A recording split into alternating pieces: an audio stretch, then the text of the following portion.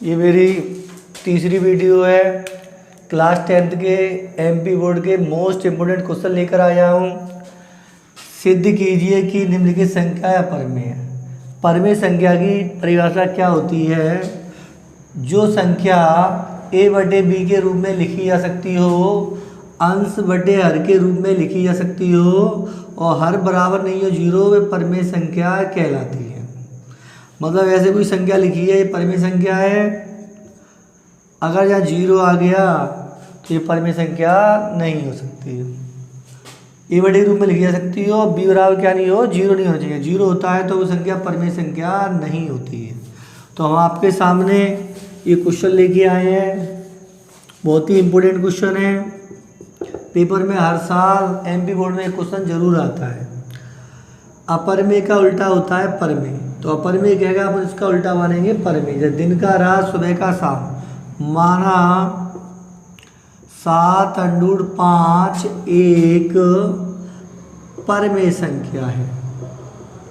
अपरमेय का जस्ट उल्टा मान लिया है, परमेय संख्या है। और परमेय संख्या लिखेंगे ए बटे के बी के रूप में, अंश बटे हर, और 7√5। यहाँ पे कंडीशन क्या होती है कि बी का मान जीरो नहीं आना चाहिए, जहाँ ए और बी सहअभाज्य संख्याएं हैं। सहअभाज्य संख्या होती है जिनका एचसीएफ क्या आता है 1। जैसे 5 और 6 का एचसीएफ निकालेंगे तो 1 आएगा, तो ये सहअभाज्य संख्या है दोनों। यहाँ कोई निशान नहीं, गुणा में मानी जाएगी। गुणा की संख्या कब हो जाती है? ऊपर से नीचे। तो ये हो जाएगा 7b a बटे 7b √के 5। बस ये पूरा हो गया। बस इसमें लैंग्वेज लिखनी है। चूंकि का चिन्ह है जी, a बटे 7b एक परमेय संख्या है। परमेय संख्या है तो √5 भी एक परमेय संख्या होगी। परमेय संख्या होगी जो इसके विरोधाभास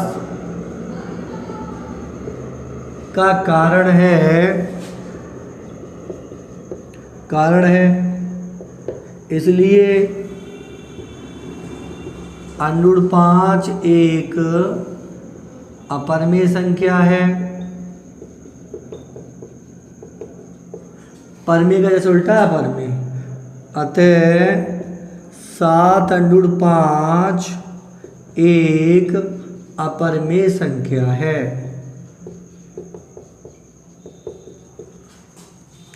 इस तरीके क्वेश्चन 2023 में पूछा गया था। 2 नंबर का आया था, छोटा आएगा तो 2 का, बड़ा आएगा तो 4 का। इसमें 2 का या 4 का क्वेश्चन पेपर में आ सकता है। इस तरीके से और भी करा रहे हैं। इस सभी सवाल में से एक पेपर में आपके 100% आना ही आना है। एमपी बोर्ड में एक सवाल 100% आना ही आना है। अगला करा रहे हैं। माना 6 + √2 एक अपरमेय क्या, अपन क्या मानेंगे इसको? परमेय संख्या है।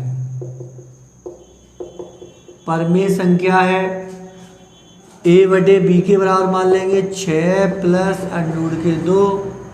अगर यहाँ कोई निशान नहीं होता, संख्या ऊपर से कहा जाती नीचे, प्लस है तो पक्षांतर होगा। पक्षांतर में साइन क्या हो जाता है? चेंज। ये प्लस के माने जाएंगे, इधर आएंगे तो किसके हो जाएंगे? माइनस के। यहाँ पे आ गया √2। √2 का ही मान निकाला जाता है। √2 वाली संख्या का इसमें मान निकाला जाता है। इसका क्या करेंगे अपन? क्रॉस इंटू करेंगे तो ये आ जाएगा a - 7b बटे b बराबर √2। ये पूरा हो गया। बस भाषा लिख दी। चूंकि a बटे 7b बटे b एक परमेय संख्या है, तो √2 भी एक परमेय संख्या होगी। परमेय संख्या होगी जो इसके विरोधाभास का कारण है इसलिए का चिन्ह है ये, इसलिए √2 एक अपरिमेय संख्या है, अपरिमेय संख्या है। अतः सवाल लिख देंगे 6 + √2 एक अपरिमेय संख्या है या होगी, संख्या होगी। सभी में एक ही भाषा है, कुछ नहीं है, सिंपल है, सब में यही भाषा लिखनी है पूरे यहाँ तक। अब हम ऐसे ही और करेंगे सवाल, इसमें लैंग्वेज हम यही रखेंगे, चेंज नहीं करेंगे, थोड़े और बता देंगे लैंग्वेज द्वारा।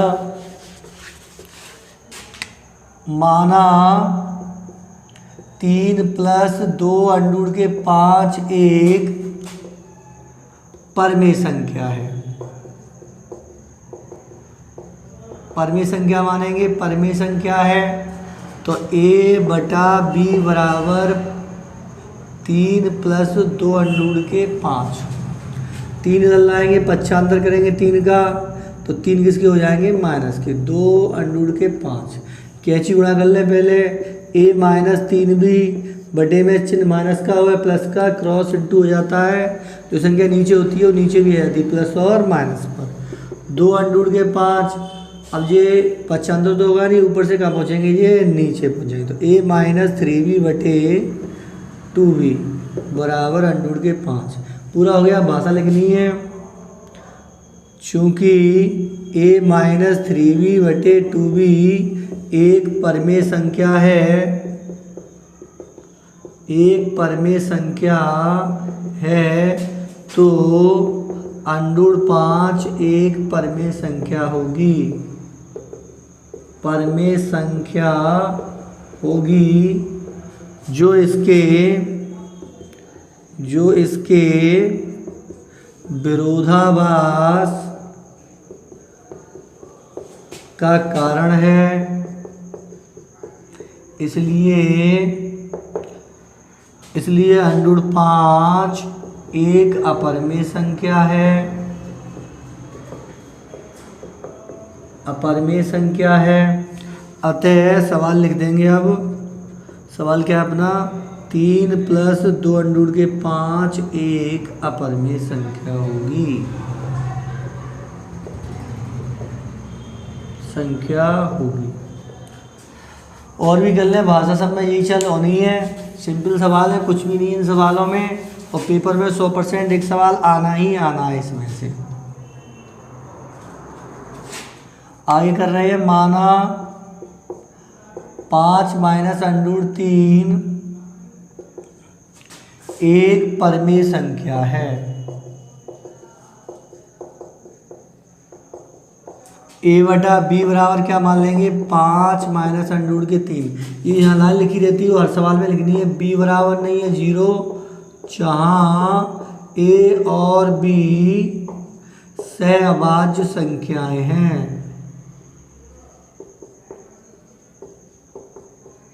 सहअभाज्य संख्याएं हैं।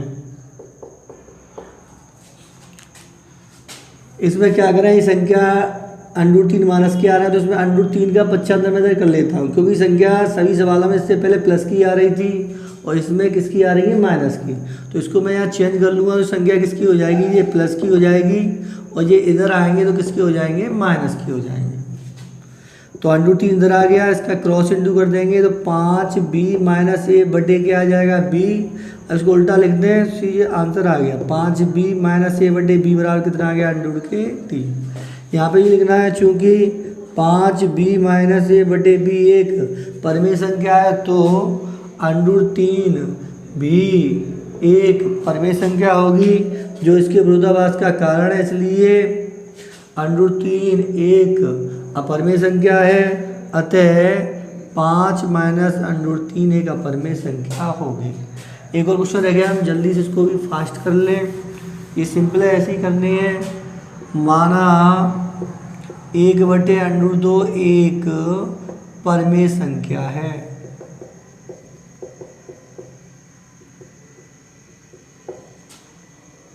तो a/b बराबर क्या मान लेंगे, 1/√2। बहुत से टीचर अंडर रूट 2 के ऊपर नीचे गुणा कराते हैं, हमें गुणा नहीं करना है, डायरेक्ट क्रॉस इंटू करते हैं इसका। तो अंडर रूट के 2a और b का b, इसमें से तुम्हें क्या करना है, इस a को नीचे ले जाना है इसके, तो ये हो जाएगा b बटे a, उल्टा लिख दें, आंसर आ गया जी।